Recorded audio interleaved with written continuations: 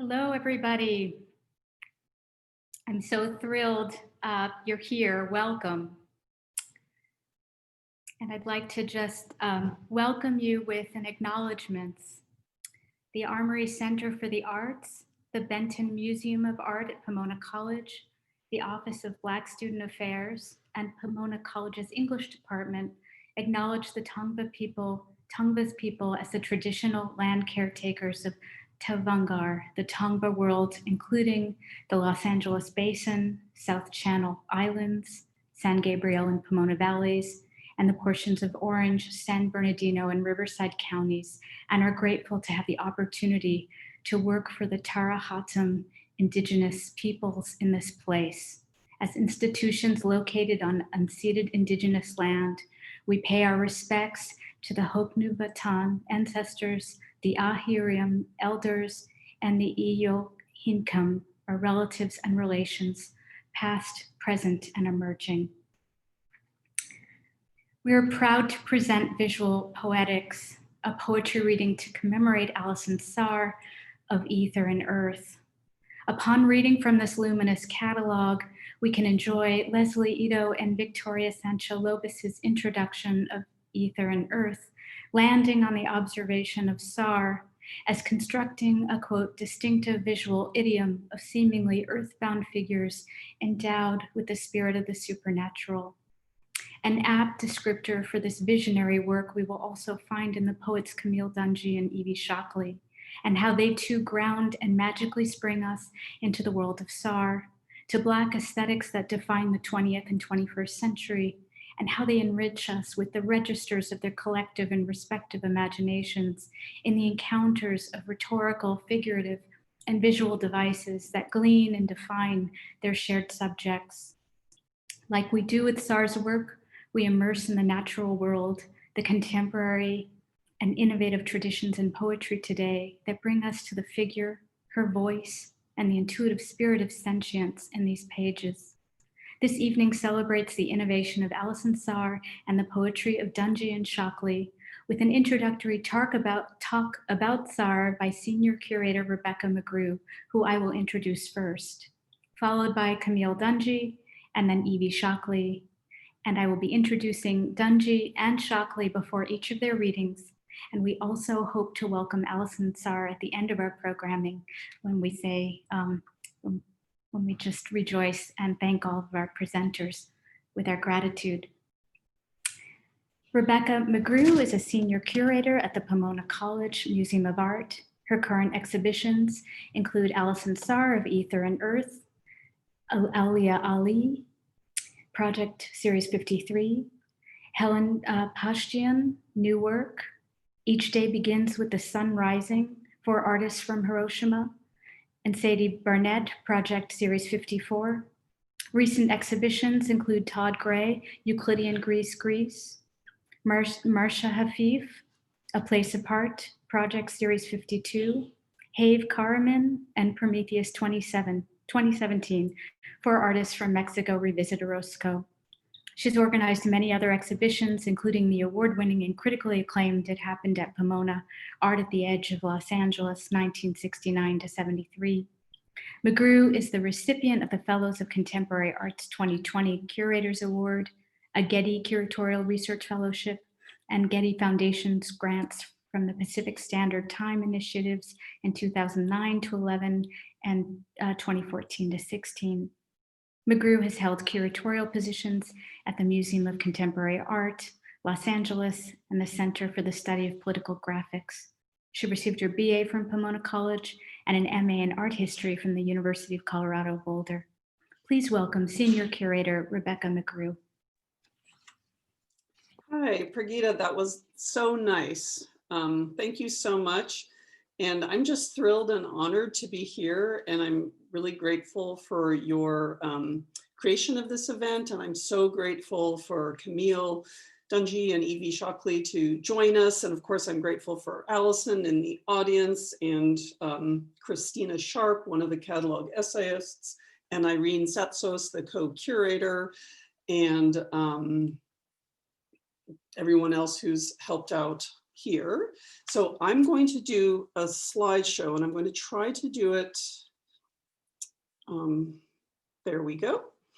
And I'm going to talk a little bit about the exhibit and then a tiny touch about the catalog so we can put this all into context.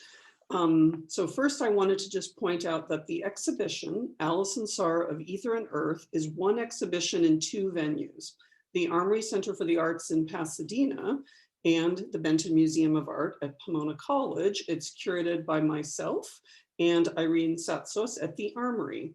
This is a survey exhibition of Los Angeles artist Alison Saar's sculptures, installations, and paintings.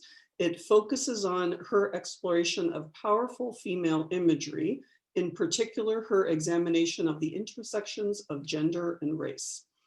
Rooted in the connections between earth and spirit, Saar's predominantly Black female sculptures, endowed with muscular limbs, solid torsos, and a determined assertion of their rightful place, are grounded in a sense of sight and enlightened in matters of the soul. The exhibition title suggests transformations of elemental properties, with ether representing the spiritual and non-material, and earth emphasizing a rootedness to physical materials. The Armory showcases work that alludes to elements of air, fire, and ether, while the work at the Benton highlights grounded, earthly, and watery qualities. Alison Saar has become internationally recognized for her powerful figurative sculptures, paintings, and prints. Telling stories that focus on personal and cultural narratives, she imbues her figures with agency and strength, often arming them with personal belongings or tools to convey their tenacity, resilience, and communal significance. Her provocative and moving work opens up vital conversations about how art can address race, history, and identity, and facilitate understanding and transformation. Saar's narratives about the lives of Black women are interwoven with her personal history. Her rich visual language originated in her childhood spent with her artist parents. After graduating from our collegial institution, Scripps College, in 1978, Saar narrowed her focus to studio art. She received her MFA from Otis Art Institute of Parsons School of Design in 1981. Now we're looking at two of her very first sculptures. On the left is Si J'étais Blanc, and this was made with a new set of carving tools that her father gave her after her Otis graduation. And it is a wood form that includes found objects with shards of glass, tin, and nails. Another very early sculpture is Voluptuous Mummy of 1982. This reflects her time working in her father's studio. She helped him with restorations where she studied Greek statues, Italian Renaissance painting, Egyptian art, and pre-Columbian art. This is actually the earliest artwork in the exhibition. In 1982, Alison Saar moved to New York, where she expanded her aesthetic of figurative forms towards her signature style of larger-than-life figurative sculptures, incorporating found objects and materials. Scar Song and Sapphire are examples from this period. Her totemic figures give ordinary women powerful physical forms. They signify the richness of Black women's experiences, and Saar also challenges the existing norms of their representation. She is well-versed in art history, and she makes it a point to question traditional depictions of women, particularly women of color. Her figures act as agents of change rather than passive objects. Alison Saar's work also explore current events in history. For example, the sculpture Breach and the related study responded to two natural disasters that impacted communities in the South: the tragic aftermath of Hurricane Katrina in 2005, which devastated predominantly Black neighborhoods in New Orleans, Louisiana, and the Great Mississippi River Flood of 1927, which inundated over 16 million acres of land and left more than 200,000 homeless. Now we get a little preview into the exhibition, which is installed, and hopefully soon it will open to the public. And here is another view looking back out into our lobby with Voluptuous Mummy installed in the middle. I also wanted to show here a picture of Imbue, our commission that honors the Benton Museum, and we invited Allison to do this along with the exhibition. It's a 12-foot tall bronze statue. Her name is Imbue. For Allison Sarr, while researching the history of the Pomona College site, she observed that the campus was once part of the San Antonio alluvial plain and prone to periodic flooding. So again, like Breach, Sarr considered our complicated relationship with water and how rivers are nourishing and dangerous. Her research led her to look at the role of water spirits in other cultures. Imbue is also the embodiment of Yemaya, the Yoruba goddess of all waters, childbirth, and mother of living things. Yemaya can be found throughout Africa and the Americas. Now we shift to the publication, where you see the cover and the frontispiece. And this publication is the first large-scale monograph on the work of Allison Sarr. It represents the most comprehensive analysis and presentation of her work. The book is designed by award-winning Kimberly Varela of Content Object. The book, here's the table of contents. The book includes an original commission essay by Christina Sharp, professor in the Department of Humanities at York University. I contribute an introductory essay, and there's a conversation with Allison Sarr and Irene Satsos. There's an in-depth personal artist timeline authored by Allison Sarr. And there you go, that's on the screen, and that includes never before published early photographs. And then the book includes the 3 poems by Camille Dungy, Harriet Mullen, and Evie Shockley. And we're looking at just some pages here.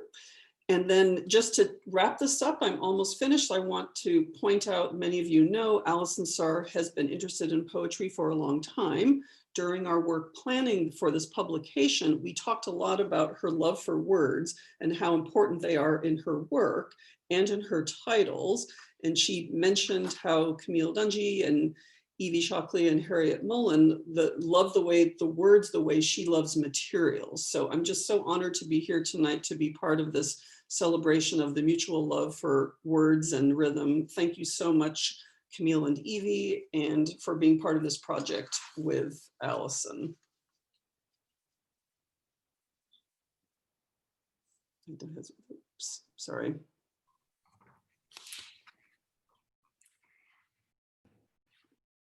Camille Dungy's poetry and prose are groundbreaking encounters of sentience, where we embark on a deep world building through her poetics. Her poems are able to analyze the wonder, turbulence, and truth of the quotidian, on race and identity and the natural world. And equally stunning is her anthology, Black Nature, where in her introduction she distinguishes the relationship between nature writing steeped in the Western intellectual canon and the nature writing by Black Americans. Quote, many Black writers simply do not look at their environment from the same perspective as Anglo-American writers who discourse with the natural world. She continues to say about the poems in the collection, though these poems defy the pastoral conventions of Western poetry, are they not pastorals? They document natural and human-provoked disasters and their effects on individuals and communities. They explore sources of connection to, but also alienation from, the land. It is with this eye, as we also see in the Sarr catalog, the self looking out onto her subjects, thinking through the sightline of land or of the body on many fronts, and her urgent province of feeling through the vibrant things of the world. Her astute verse engages us in eco-poetics that orient us to agency and the environment, its topography, what it teaches us and what we learn.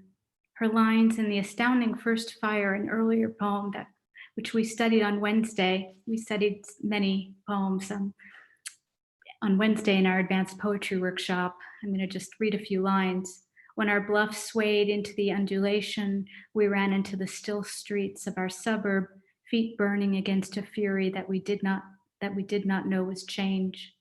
Dungy's work locates this change we face, how we sense the world, of engaging subjects that ground us in our environment, family, motherhood, and social justice.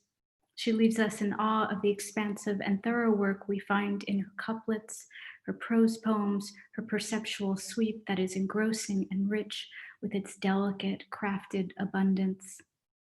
Camille T. Dungy's debut collection of personal essays is Guidebook to Relative Strangers, a finalist for the National Book Critics Circle Award. She is also the author of 4 collections of poetry, most recently Trophic Cascade, winner of the Colorado Book Award. She was awarded a Guggenheim Fellowship in 2019. Dungy's other poetry collections are Smith Blue, finalist for the William Carlos Williams Award, Suck on the Marrow, winner of the American Book Award, and What to Eat, What to Drink, What to Leave for Poison, finalist for PEN, the Center USA Literary Award for Poetry. Dungy edited Black Nature, 4 Centuries of African American Nature Poetry, co-edited the From the Fish House Poetry Anthology, and served as assistant editor on Gathering Ground, celebrating Cave Canem's first decade. Her poems and essays have appeared in Best American Poetry, Best American Travel Writing, 100 Best African American Poems, nearly 30 other anthologies, plus dozens of print and online venues, including Poetry, American Poetry Review, Guernica, Poets.org. Other honors include 2 Northern California Book Awards, a California Book Award Silver Medal, 2 NAACP Image Award nominations, 2 Hurston Wright Legacy Award nominations, fellowships from the Sustainable Arts Foundation, and fellowships from the NEA in both poetry and prose. Dungy is currently a professor in the English department at Colorado State. She lives in Fort Collins with her husband and child. Please join me in welcoming Camille Dungy to Pomona College.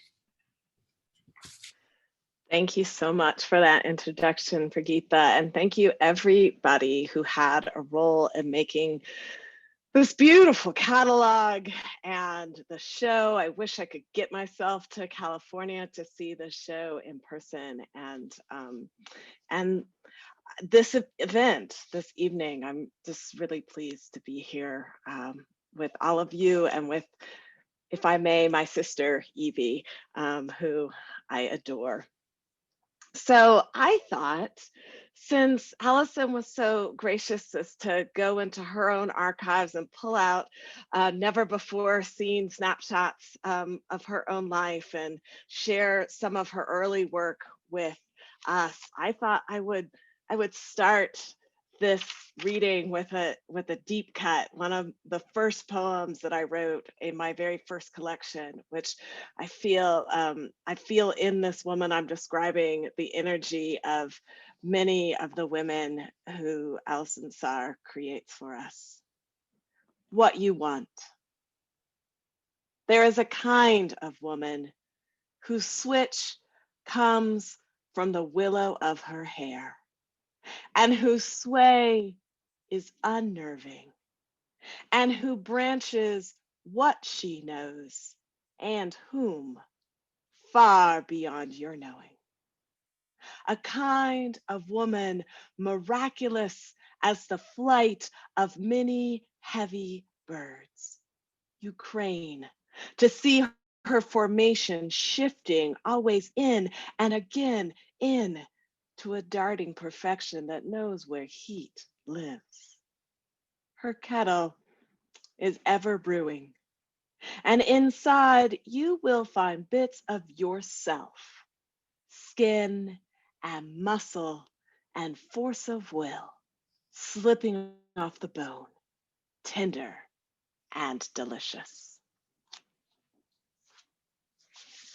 I had a lot of fun thinking about what I might read in a conversation with Allison's work. I don't know if you can see over my shoulder. There's actually another catalog of her work. Like this is an artist and a thinker and a visionary whose work I feel like I live with. and feeds me often. And so that catalog actually often just sits over my corner because I pick it up in closeness. It wasn't just placed there for this reading. I just noticed it a little bit before. And I thought along those lines that I would actually read you a poem from a different project.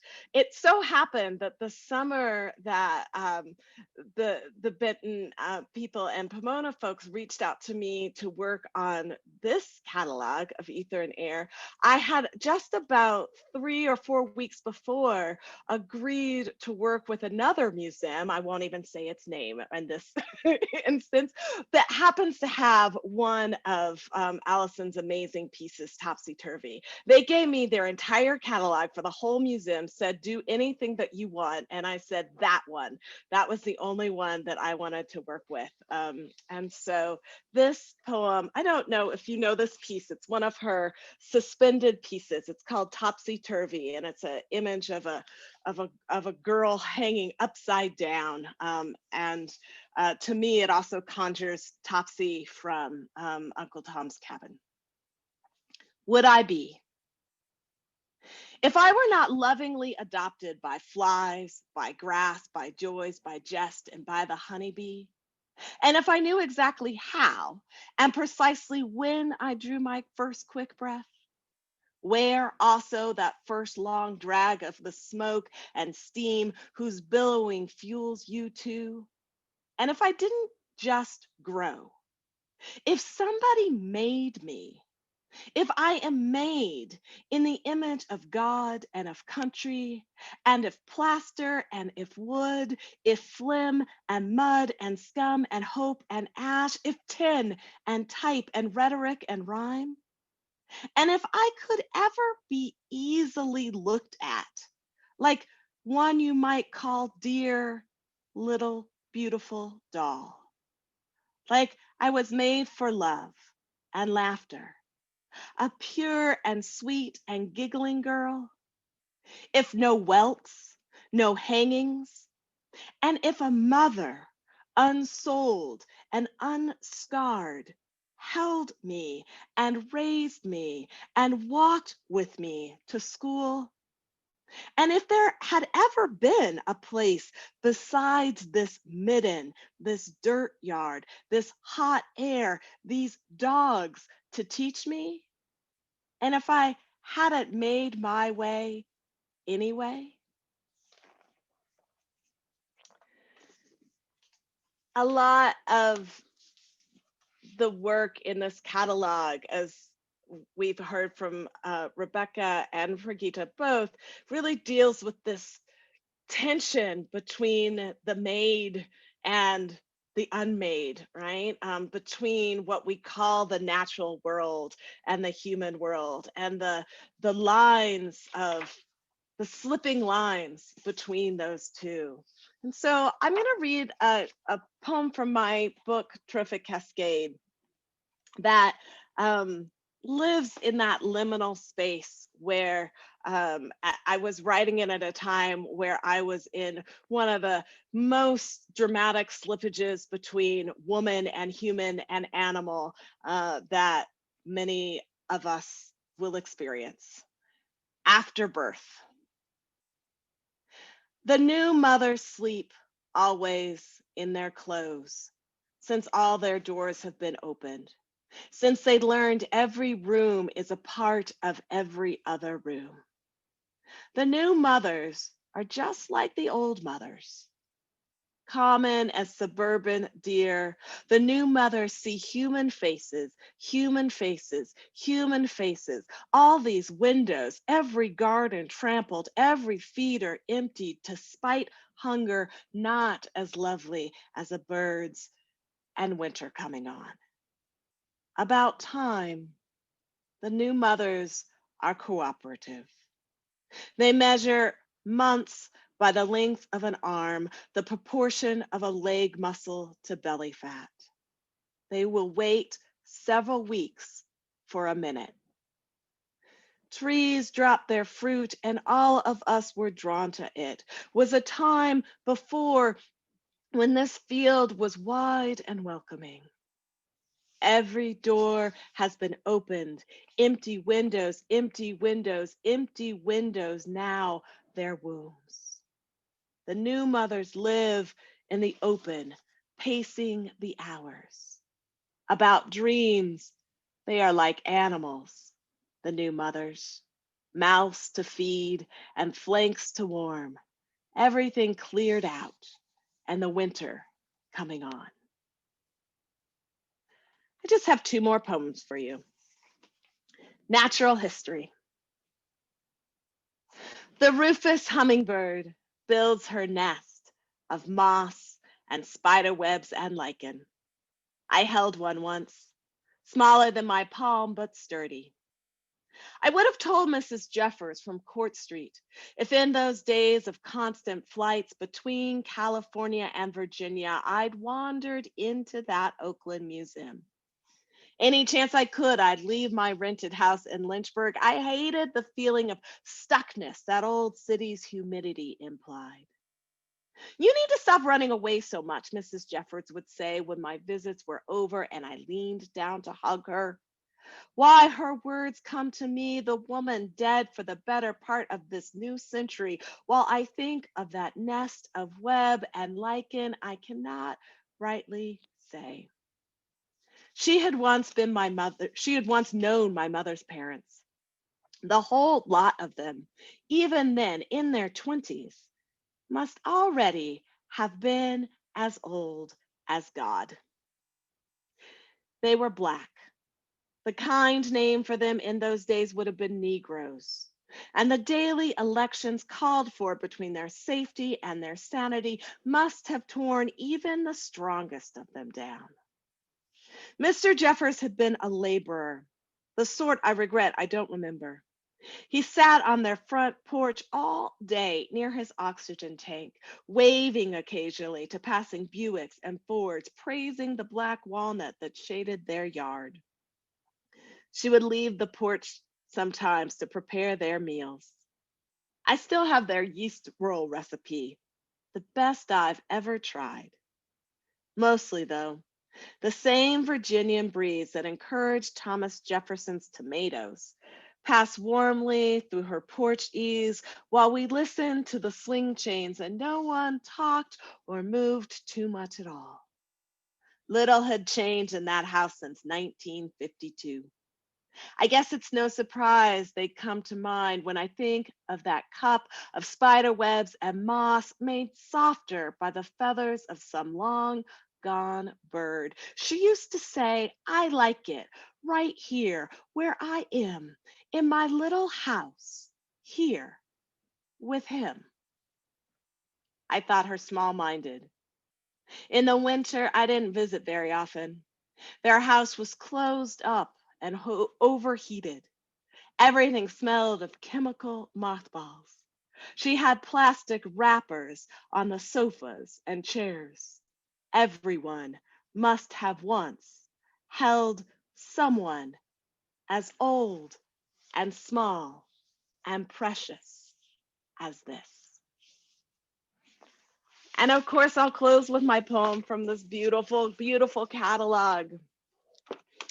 I think you may have heard in those poems that I like things, I like material, and I like using language to talk about material. And maybe that's part of my resonance with so much of Alison Saar's work because it's really material rich and detail rich. And it's like a physical embodiment of the art of listing. And so I had a lot of fun working on this poem, thinking about this whole catalog and her work and the ways that I could describe it via a list. Show us what you're made of. As a beginning, I bore another's beginning inside. You know this.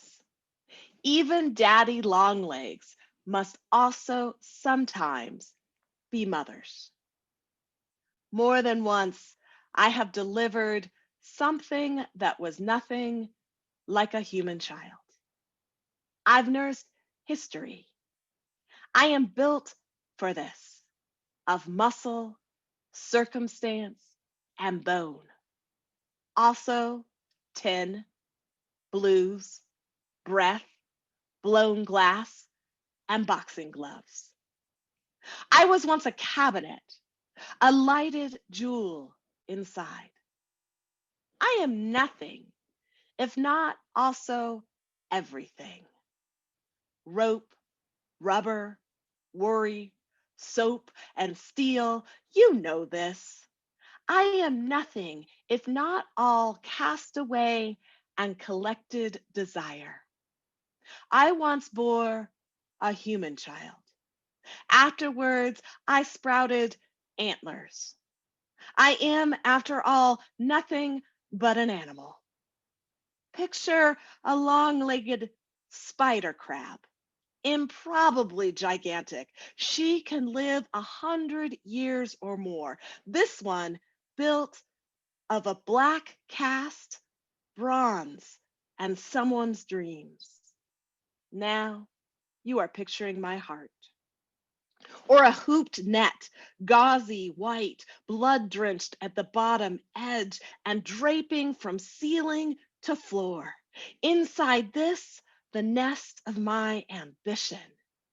From my head, like a crown, I've pushed the afterbirth of fibrous blossoms. From my breasts, roots, and nectar, I am nothing if not something like a flower. Cotton, creature, comfort, something like a crow. Yes, I am bird. Also, I am badgered woman working this loved lake the levee made spill. When I sleep, my snores lift like wings. When I go dancing, I don the half-light of sorrow for shoes. Thank you. That was so beautiful. I'm just so moved right now. Thank you so much, Camille.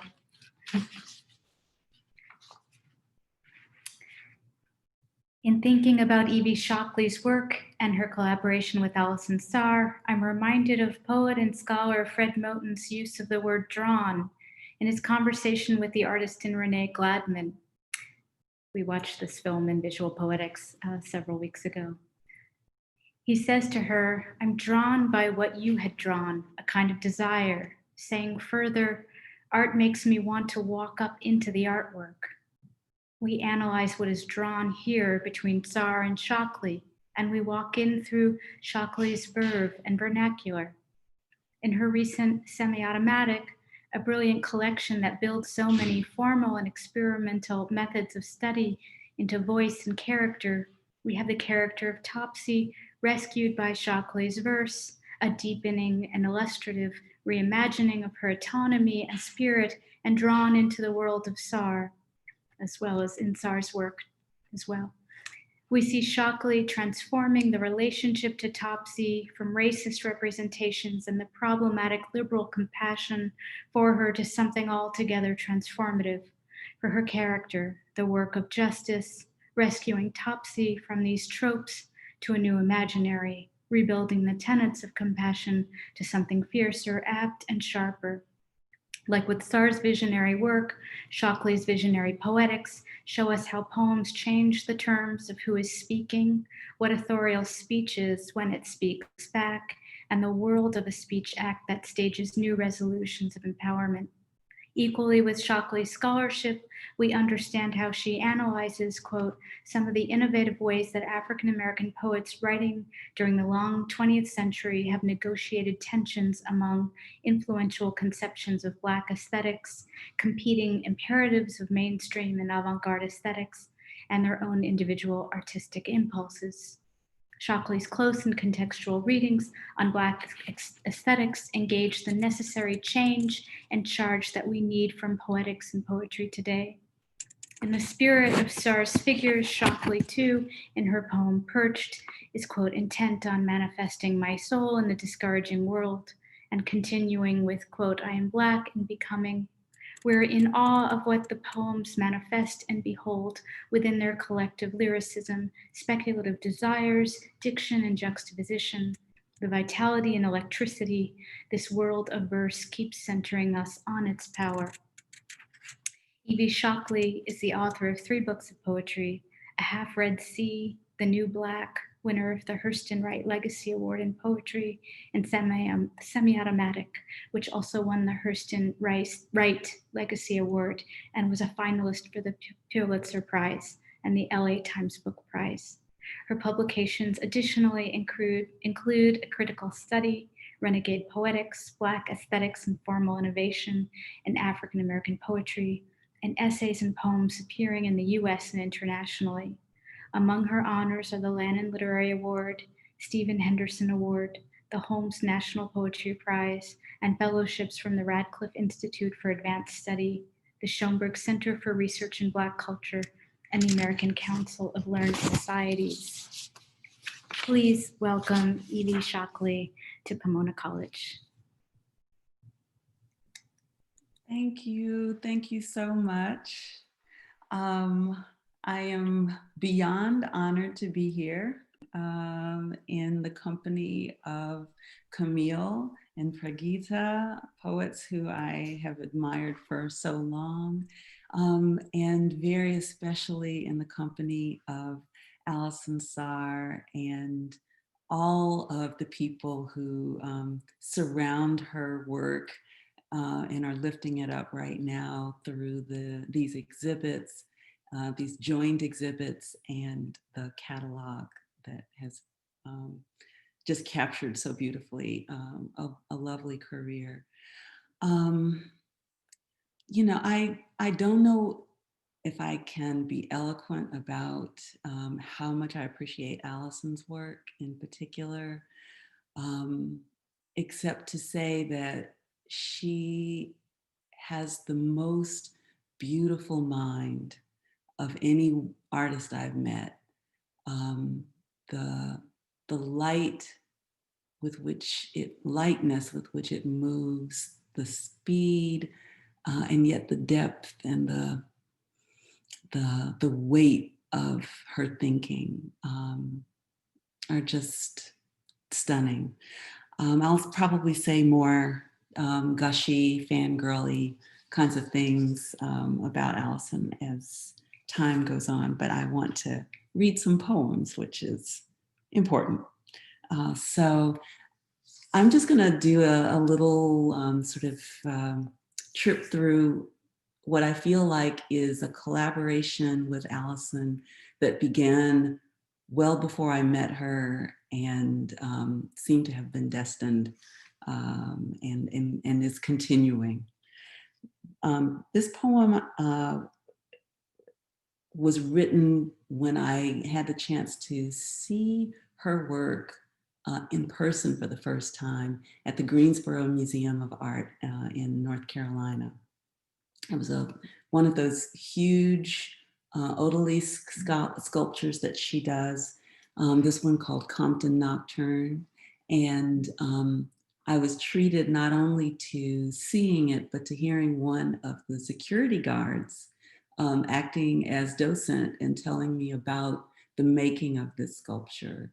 And he stressed that she was pregnant when she made it, and she was, you know, like several months pregnant, 8 months pregnant, and going at it with a chainsaw. And that image resonated for me and found its way into this poem, Her Tin Skin. I want her tin skin.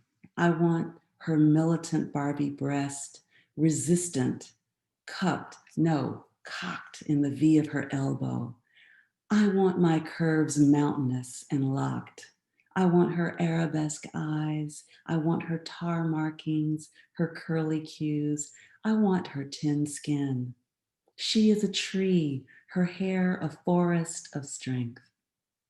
I want to be adorned with bottles. I want my brownness to cover all but the silver edges of my tin skin. My sculptor should have made me like her round-bellied maker hewed her, with chainsaw in hand, roughly. Cut away from me everything but the semblance of tinder.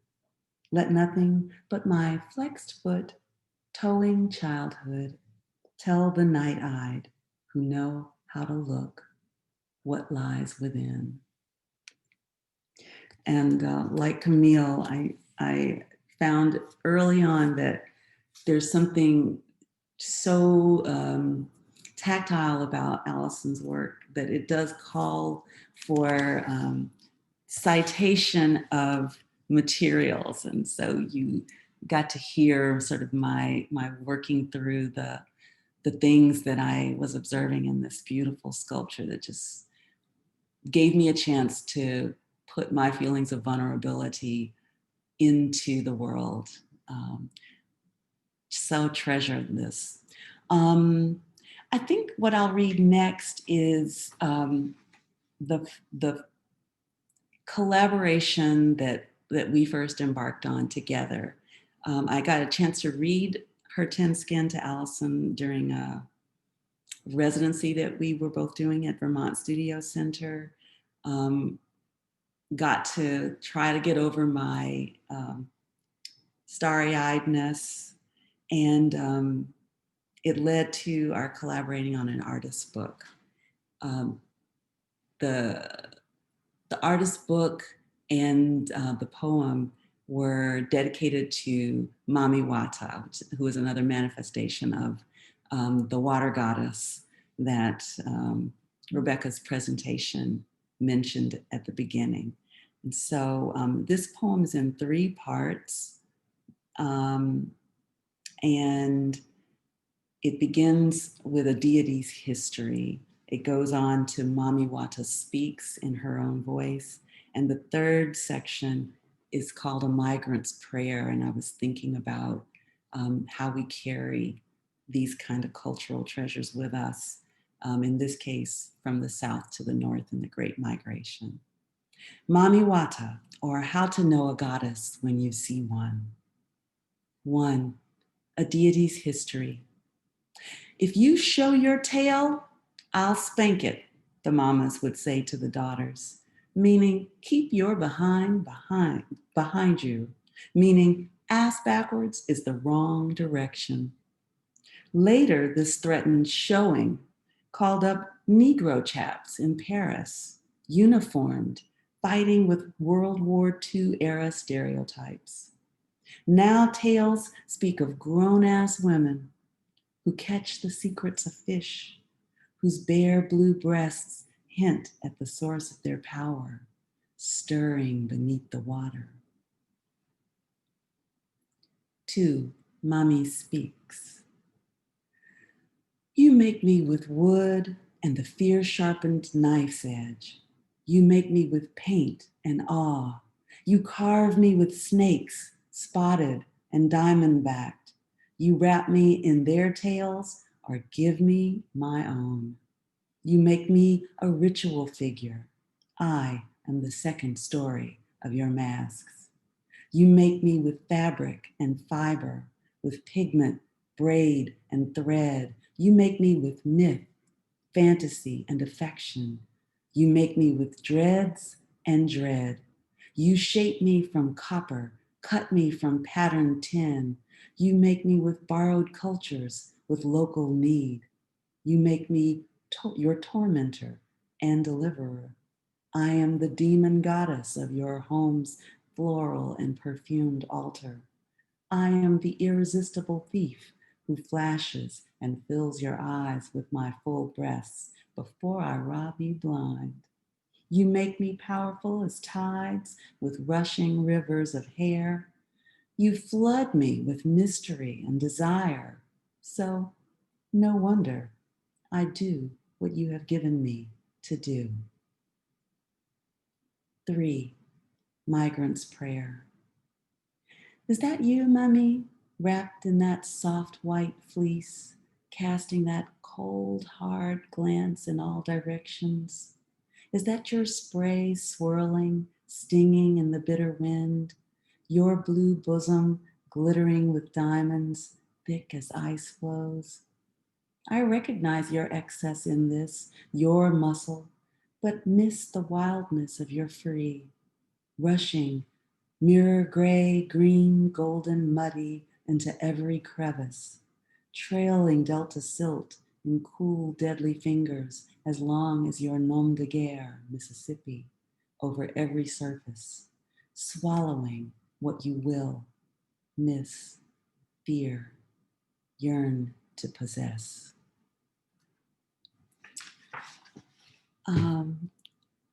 So I'm going to read two more poems. I think that's probably all I'll have time for.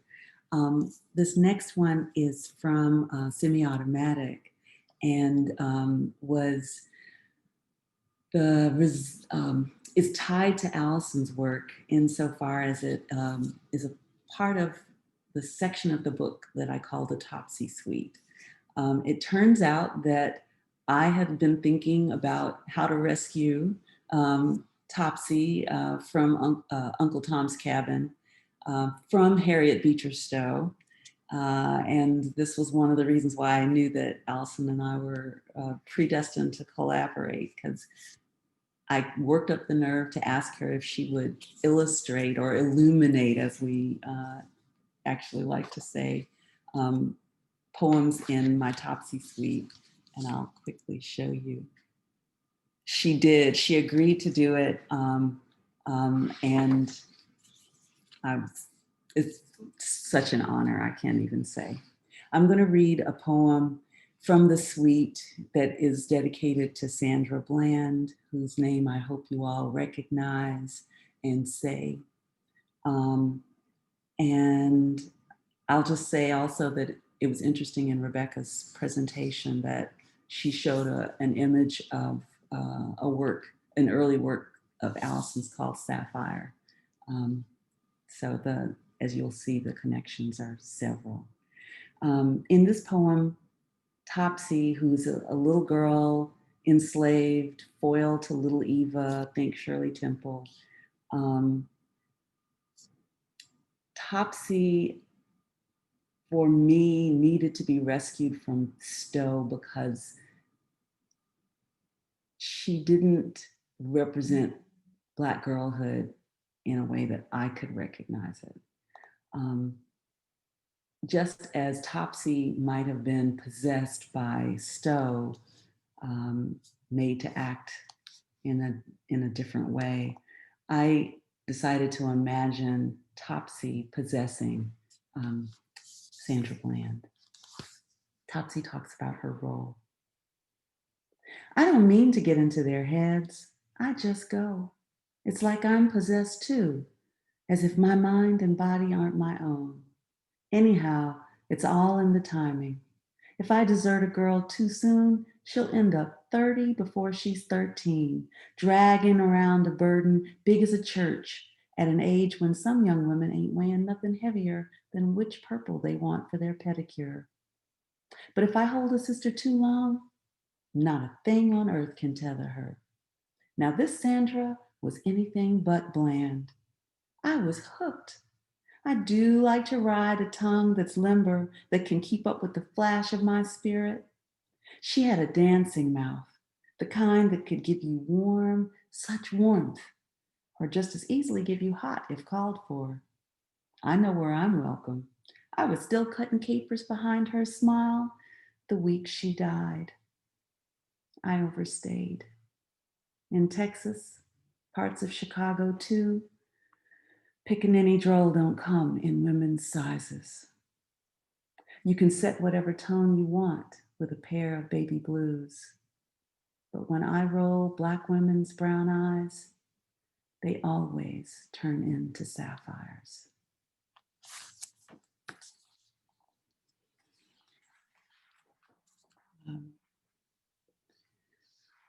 It's a hard poem, and I'm actually going to take the liberty to read one very, very short stanza that also is a part of a collaboration. Allison and I have a broadside with these words in one of her Topsy images.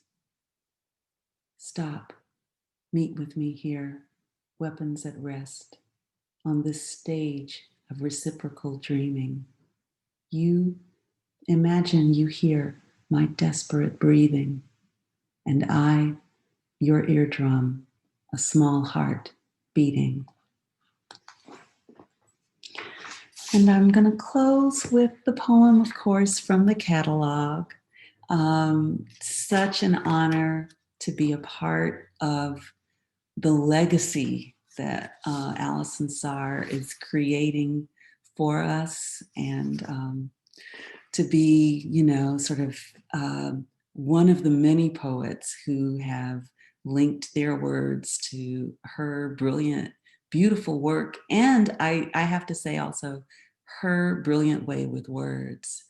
Check out her titles. They are poems. When I was given the opportunity to pick up a work to write about, I could not tear myself away from this image that's called Bluebird. So I hope you will look it up in the catalog or wherever you can find it. It's stunning. Perched. I am black, comely, a girl on the cusp of desire. My dangling toes take the rest of my body refuses. Spine upright, my pose proposes anticipation. I poise in copper-colored tension, intent on manifesting my soul in the discouraging world. Under the rough eyes of others, I stiffen. If I must be hard, it will be as a tree, alive with change. Inside me, a love of beauty rises like sap, sprouts from my scalp and stretches forth. I send out my song, an aria blue and feathered, and grow toward it. Choirs bare, but soon to bud. I am black and becoming. Thank you.